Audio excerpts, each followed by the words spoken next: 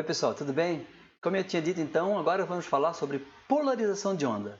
Bom, polarização de onda é uma característica exclusiva das ondas transversais, aquelas em que a direção de vibração é perpendicular à direção de propagação. E é exatamente o caso de uma onda eletromagnética. A onda se propaga numa certa direção e os campos vibram em planos perpendiculares. É uma onda transversal, da mesma maneira que uma onda, uma corda sacudindo. Tá? Um exemplo de onda que não é transversal é o som. O som é uma onda de pressão longitudinal. A direção de propagação está indicada aqui em azul e a vibração se dá na mesma direção. Aqui no caso de onda de pressão, né? Então é uma onda longitudinal. Então som, onda sonora, não tem polarização. Onda eletromagnética, sim, tem polarização. Tá?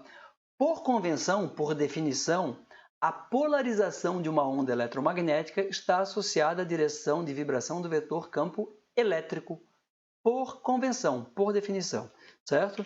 Então, o campo elétrico é o que define a polarização de uma onda. E a polarização de uma onda eletromagnética tem grande importância em ótica. Ótica é luz, luz é onda eletromagnética. Tá? Existem várias aplicações práticas que envolvem luz polarizada, filtros para fotógrafos, etc., polarizadores, tá? E também em antenas, conforme a gente vai ver mais para o final desse curso. Tá?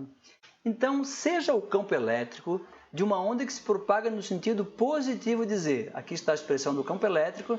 Então, no caso mais geral, ela vai ter uma componente X e uma componente Y. Tá? Ex e Y. A componente X tem amplitude E1, a componente Y tem amplitude E2 e pode estar defasada da componente X. Tem um ângulo φ de defasagem entre as duas componentes, certo?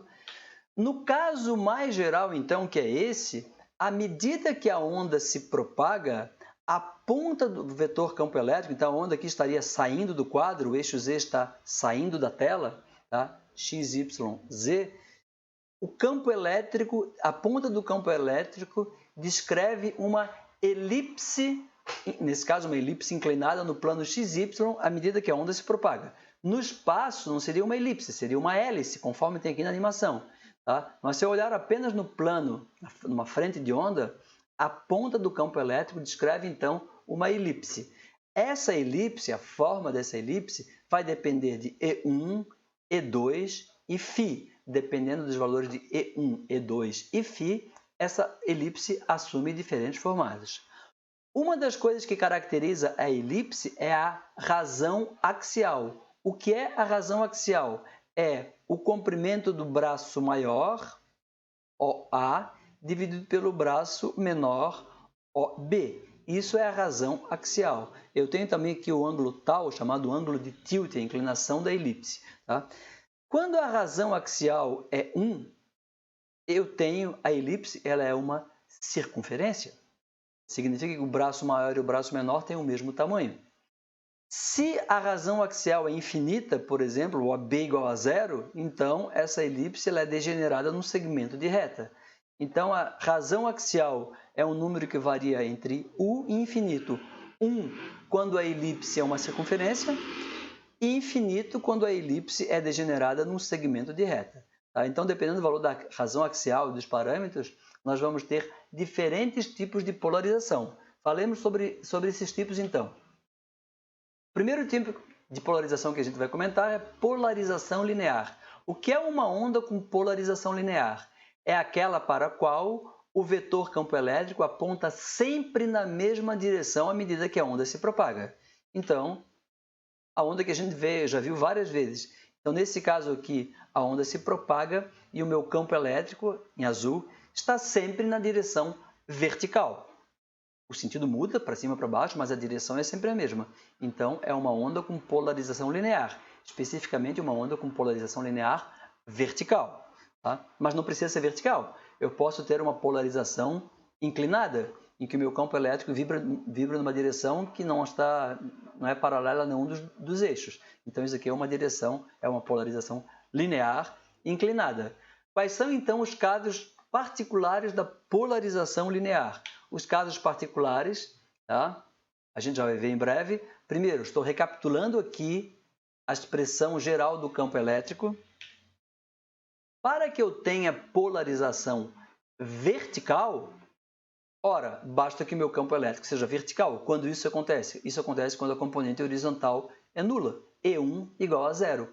E1 igual a zero corresponde a uma onda com polarização vertical. Dá para ver aqui, aqui tem uma anteninha parabólica, tá? E ela gera uma onda cujo campo elétrico está sempre na vertical. Onda com polarização vertical. A polarização horizontal é justamente o contrário, né? Então, para ter polarização horizontal, meu campo elétrico tem que ter uma componente vertical nula. Então, E2 igual a zero. Nesse caso, meu campo elétrico é apenas horizontal, certo? Mas eu posso ter uma polarização linear que não é vertical nem horizontal. Eu posso ter uma polarização linear inclinada, como eu tinha mostrado antes. E eu tenho duas componentes. Mas para que essa polarização seja linear, é necessário que as duas componentes estejam em fase, estejam sincronizadas, certo? E x e y variem juntas. Essa animação mostra isso, ó. Eu tenho a componente horizontal em vermelho e a componente vertical em verde. Como elas estão perfeitamente em fase, a soma delas está sempre na mesma direção, a azul. Tá? Se o φ fosse diferente de zero, isso daqui giraria numa elipse, não seria linear. Então, para que se tenha uma polarização linear, campo elétrico horizontal e vertical tem que estar em fase. Se o campo elétrico horizontal for zero, aí eu tenho polarização vertical e vice-versa, certo? O próximo caso particular que nós vamos ver é de polarização circular. Então, na polarização circular, o vetor campo elétrico gira numa circunferência no plano XY à medida que a onda se propaga. Então, quais são as condições para que se tenha polarização circular? Duas condições. Em primeiro lugar, que a elipse seja uma circunferência, é necessário que o braço maior e o braço menor sejam iguais, ou seja, a amplitude da componente horizontal do campo elétrico E1 tem que ser igual à amplitude da componente vertical do campo elétrico, E2, tem que ser iguais. Mas isso não basta. Se elas forem iguais e estiverem em fase, isso eu tenho uma polarização inclinada de 45 graus. Para que seja polarização circular, é necessário adicionalmente que elas estejam defasadas de 90 graus, mais ou menos 90 graus, estejam em quadratura no tempo. Por que isso? Essa animação não é muito bonita, mas ela mostra aqui, ó. A componente vertical é verde, do campo elétrico, a componente horizontal é vermelha. A gente pode ver com um pouco de boa vontade que quando a componente vertical é máxima, a horizontal é nula e vice-versa. Então, elas estão em quadratura no tempo, estão defasadas de 90 graus. E isso é necessário para que essa polarização seja circular, certo? Eu tenho dois tipos de polarização circular. Polarização circular direita, aqui. Então, a onda se propaga no sentido dos dedos da minha mão direita e o campo elétrico gira nesses dedos aqui. A onda se propaga no sentido dado pelo polegar da minha mão direita e o campo elétrico gira no sentido dos dedos da minha mão direita. Tá? A condição para isso é que a defasagem φ seja menos 90 graus. A sigla em inglês para polarização circular direita é Right Hand Circular Polarization. Red Hot Chili Peppers, tá? Não é, certo? Então é polarização circular direita. E aqui tem uma animação mostrando uma polarização circular direita. Na polarização circular esquerda, left hand, tá? A diferença de fase entre as componentes horizontal e vertical é de mais 90 graus. Então aqui nesse caso agora eu tenho minha mão esquerda, a onda se propaga no sentido do polegar da minha mão esquerda e o campo elétrico gira no sentido dos dedos da minha mão esquerda. São os dois tipos de polarização. Existem antenas, como a gente vai ver no futuro, tá? Que geram onda com polarização circular direita, ou esquerda, ou polarização linear, etc. Então aqui a gente falou dos tipos particulares de polarização. E o que é uma onda não polarizada? Um termo bastante utilizado, que é uma onda não polarizada. Uma onda não polarizada é uma onda composta por uma superposição aleatória de várias ondas, tá? Com diferentes polarizações, em que o campo elétrico pode então vibrar numa infinidade de direções à medida que a onda se propaga. Por exemplo, a luz que vem do Sol. A luz que vem do Sol é gerada lá no Sol, quebra de molécula, etc., fusão nuclear, certo? E a gente não sabe a direção dessas moléculas. Quando chega aqui na Terra, eu tenho campo elétrico em diferentes direções. Então, a luz que vem do Sol é um exemplo de luz, de onda eletromagnética não polarizada, certo? É possível obter uma onda polarizada a partir de uma onda não polarizada. Como? Fazendo passar essa onda por um polarizador.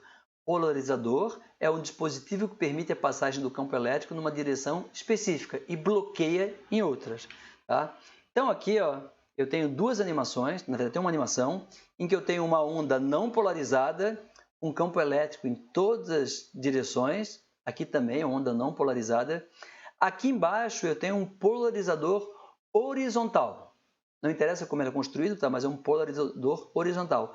Ele só deixa passar as ondas que têm campo elétrico na horizontal. Então, passando uma onda não polarizada por esse polarizador horizontal, eu obtive uma onda com campo elétrico na horizontal, uma onda com polarização horizontal. Nesse caso aqui de cima, tem uma onda não polarizada, tem muitas cores aqui, tá? Quando ela passa pelo polarizador, esse polarizador é um polarizador vertical e só vai deixar passar uma onda com polarização vertical. Então, polarizadores são utilizados para obter ondas polarizadas a partir de ondas não polarizadas. Mas o que são esses polarizadores? Tem vários exemplos. Aqui tem um exemplo utilizado em antenas.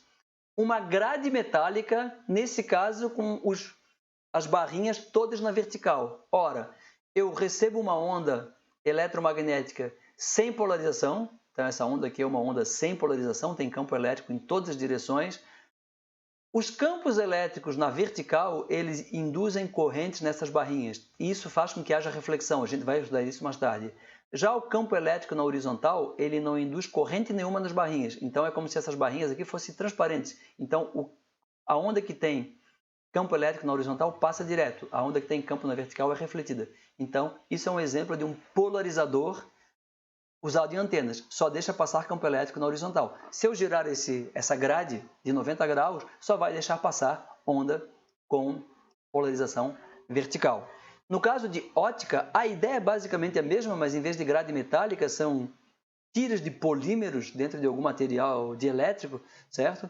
Então aqui eu tenho um polarizador, aqui um outro polarizador. Dependendo da direção entre eles, pode ser que não passe luz nenhuma, então por isso que está escuro aqui. Então aqui um polarizador utilizado em ótica, esse daqui polarizadores utilizados para filtros de máquinas fotográficas, tá? Não é o escopo dessa disciplina falar sobre ótica e fotografia, mas é bom saber que aquilo que se vê lá está relacionado com ondas eletromagnéticas, certo?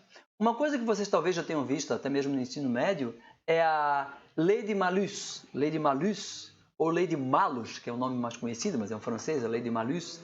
Bom, o que ela permite obter? Ela permite calcular a potência, a densidade de potência na saída de um polarizador, a partir do conhecimento da densidade de potência da onda na entrada do polarizador e do ângulo que o eixo do polarizador forma com a onda incidente, certo? Então, essa lei de Malus, ou lei de Malus, ela diz que a densidade da onda que sai, ou a intensidade, no ensino médio geralmente aqui é visto como intensidade, é a intensidade ou a densidade de potência que é da onda que entra, vezes cosseno ao quadrado desse ângulo ψ. Esse ângulo aqui é ψ, tá? Então, a potência, a densidade de potência que sai depende do cosseno ao quadrado.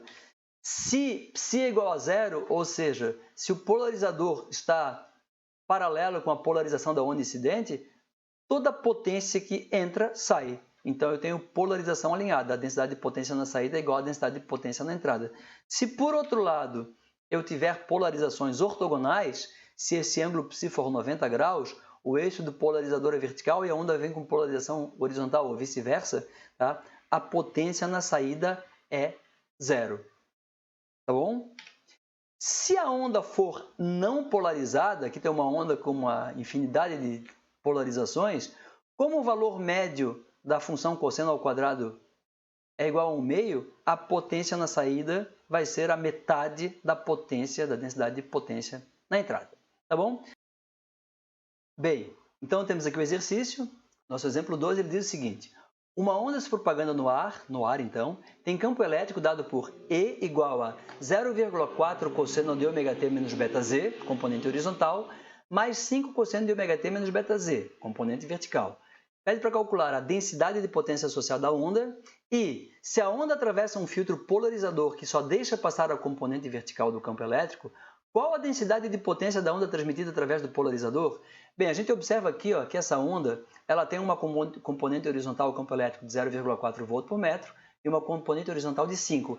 E essas componentes estão em fase. Não existe defasagem entre a componente horizontal e vertical. Então, é uma onda com polarização linear.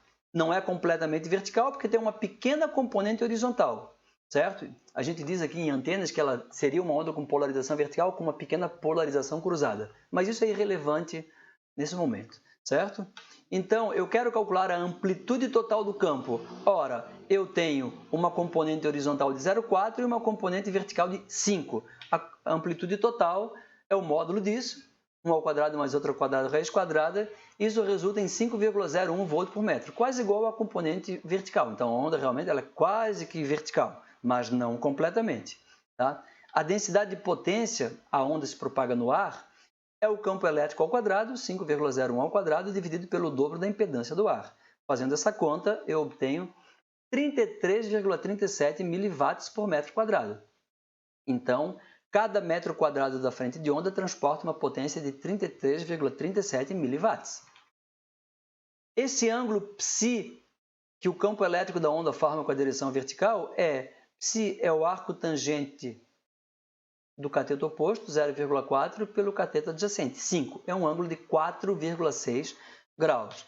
Então, aqui tem uma representação, o polarizador com o seu eixo tracejado na vertical, a onda chegando com a sua polarização, que está aqui na linha contínua preta, e a gente vê que tem um ângulo entre essas duas direções de polarização. Esse ângulo é psi e é 4,6 graus. E a onda que sai do polarizador é completamente vertical, certo? Então, quanto é essa densidade de potência que sai? Usando a lei de Malus, ou lei de Malus, a densidade de potência da onda que sai do polarizador é a densidade que entra, que eu acabei de calcular, vezes o cosseno ao quadrado desse ângulo. Tá? Então, fazendo essas contas aqui, eu obtenho que a potência na saída do meu polarizador é de 33,16 miliwatts por metro quadrado. É um pouco menor do que a potência que entra, a densidade de potência que entra. Por quê? Porque parte dessa densidade de potência está associada com a direção horizontal e o polarizador não permitiu a passagem. Ou ele refletiu ou ele absorveu. Então, a potência que saiu é um pouco menor. Tá certo? Então, isso ilustra um exercício na parte de cálculo usando polarização de onda, tá? Relacionada à ótica. A partir da próxima aula, nós vamos começar um tópico bastante importante, que é o tópico de reflexão de ondas eletromagnéticas. Até agora, a gente estudou a propagação da onda num único meio, mas uma onda pode atravessar meios com propriedades diferentes. Então, é isso que a gente vai ver na parte de reflexão de ondas. Tá certo, pessoal? Até breve, então.